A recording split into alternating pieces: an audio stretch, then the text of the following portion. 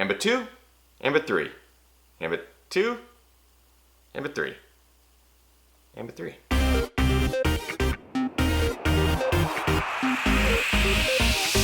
Ginger Runner.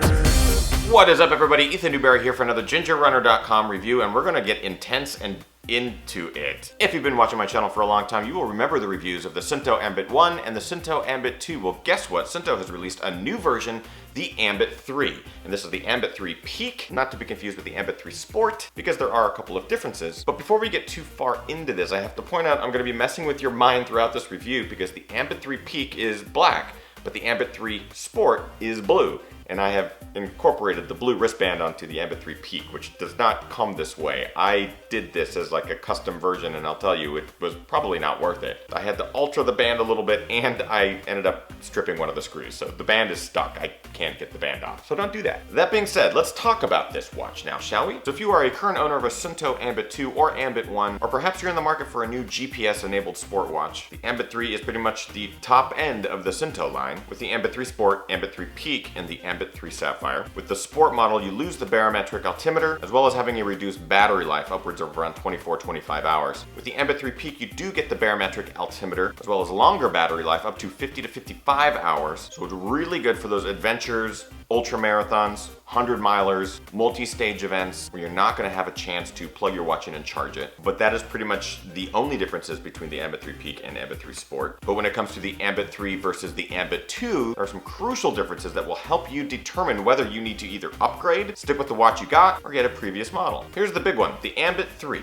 has added Bluetooth technology. It can connect to your smartphone. It connects to Bluetooth heart rate monitors, Bluetooth cadence sensors, Bluetooth foot pods, Bluetooth bike gear, basically anything Bluetooth, the Ambit 3 Peak and Sport can connect to that. But that also means no more Ant Plus. Whoa. Another major difference with the heart rate monitor, if you're into multisport, is you get this little guy here, which is a Bluetooth enabled heart rate monitor that is good underwater, so you can actually record heart rate while you're doing your swim. So for those of you who are triathletes, that could be a big selling point for you. However, you're still dealing with a strap around your chest, so if you're going bare chested, you might end up running into some water friction where the strap will cause a little bit of irritation or pull down on you. So just be wary of that. That's it for major internal differences. As far as cosmetic differences, the bezel is a bit different. The strap is actually much more comfortable. It even has a little bit of stretch in it, which is really great. So some of the problems I had with fitment on the Ambit 2 are vastly improved with the Ambit 3, but not resolved, and I'll get to that in this review. And that's it as far as major differences. So before I get into my likes and dislikes about the Ambit 3 Peak, let me just say this. I have put this watch through its paces. I've spent months with it, using it for all of my activities in the pool, on the trail, on the road, and it is very similar to the Ambit 2. There really is not a lot of difference in what I am doing between the Ambit 2 and the Ambit 3. So it's really going to be interesting to see how the Ambit 3 stacks up to new competition from Polar, from Garmin with the Fenix 3. Will this watch hold up? Will there be a new version that completely changes everything? We'll have to wait and see. In the meantime, let's get on with things that I like and dislike about the SUUNTO Ambit 3 Peak.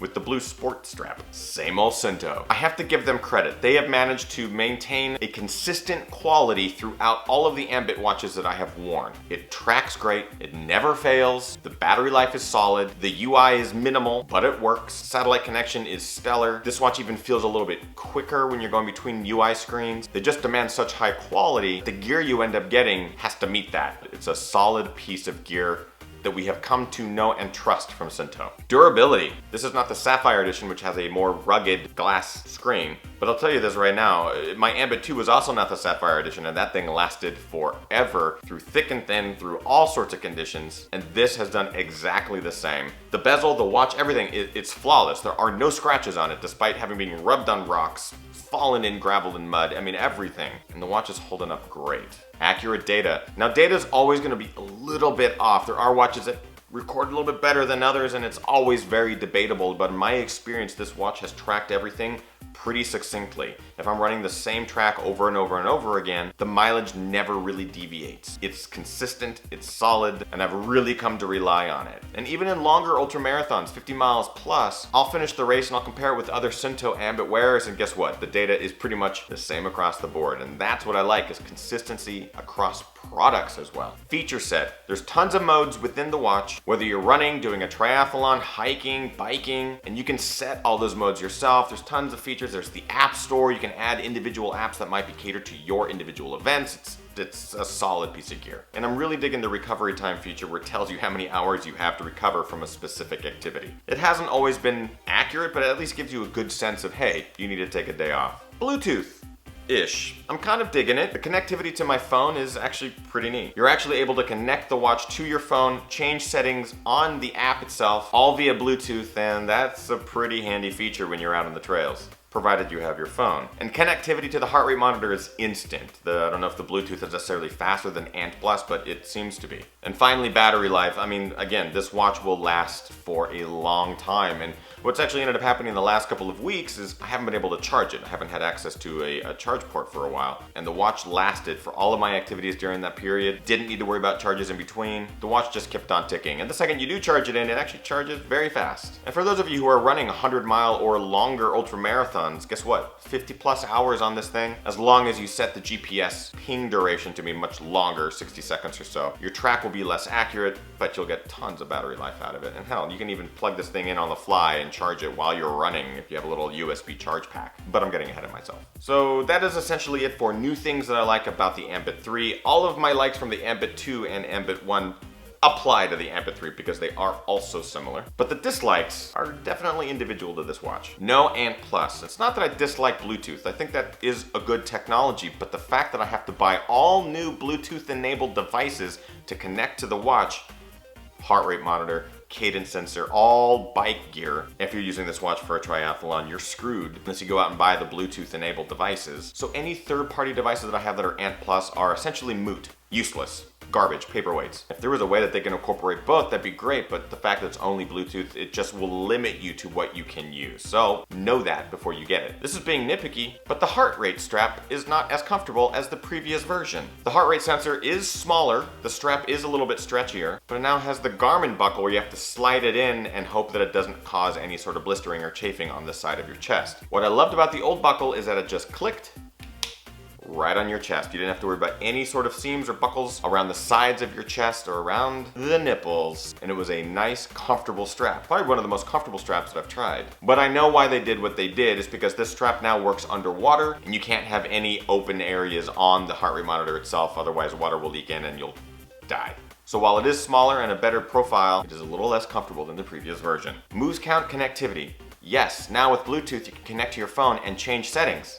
That's great. However, if you're on the fly, if you're in the middle of an ultramarathon or deep into the mountains, you need to have your phone to be able to do that, to change anything on the watch. And you have to be patient because anytime you change a setting, it has to sync up to the watch before you can move on to the next setting. And sometimes that takes a long time. Let's say you don't have your phone, then you're just screwed because the only way to change most of the settings on the watch is by connecting it to a computer and connecting it to the internet, and that sucks. Data display. You can only display 3 pieces of data at once. Yes, there are different modes, different screens, and different views that you can switch to on the fly, but at any given time, you can only see 3 pieces of data. I would much prefer 4 or 5. You're limited by screen real estate, but I'm willing to sacrifice a little bit of that for just an additional piece of data that I can see on screen. And finally, price. I mean, it's an expensive piece of gear, anywhere between $350 and $650, depending on which model you get and where you find it online or in a store. It's gonna be expensive.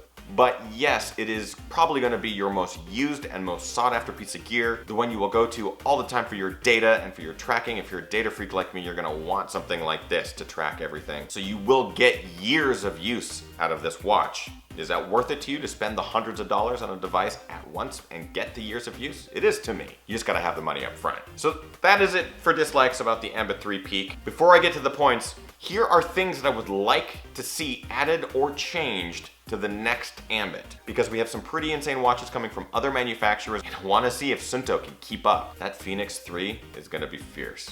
Okay, so here's what I'd like to see. An updated screen. I'd like to see them either go to a color screen or a high resolution LCD screen. Make it prettier. The Phoenix 3 and other watches on the market prove that it is possible, so let's see Suunto incorporate that into the Ambit series. Can we do Bluetooth and Ant Plus? That would be great. That way we can use all of our old gear, our third-party gear, and the new technology with Bluetooth. That would be great. I just sounded like Tony the Tiger. Give me that heart rate strap with the buckle.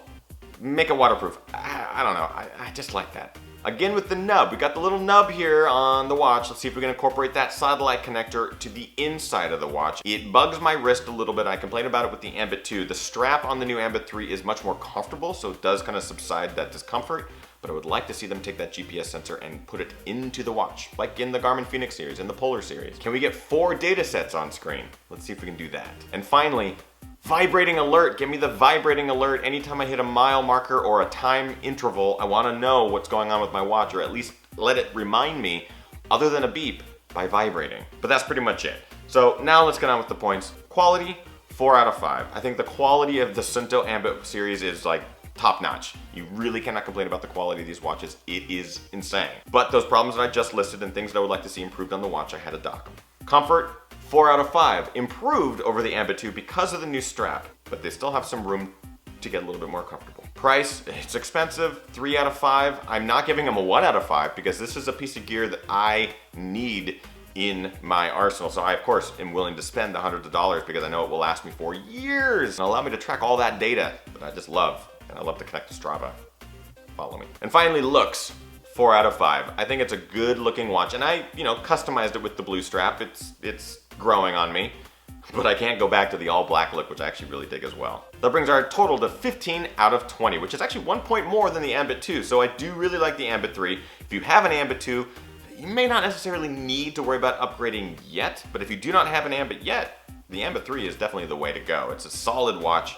I have not yet tried the new Fenix 3. Compared to the Garmin Fenix and Fenix 2 that I tried, it's just so far beyond as far as reliable and durable. It's a solid piece of gear. So that is it. Let me know in the comments below. Have you guys run or used an Ambit 3? Do you like it? What are your thoughts on it? Let me know in those comments. And make sure that you like, favorite, and subscribe right here on this channel, youtube.com/thegingerrunner. I'm posting reviews and videos and films every single week, multiple times, including the live shows every single Monday at 6 p.m. Pacific Standard Time. You don't want to miss those. And of course, on all the social networks, it's on Twitter @thegingerrunner. On Facebook, it's facebook.com/thegingerrunner. On Instagram, it's @EthanNewberry and gingerrunner.com. I hope you're getting out there training hard, racing harder, and partying the hardest.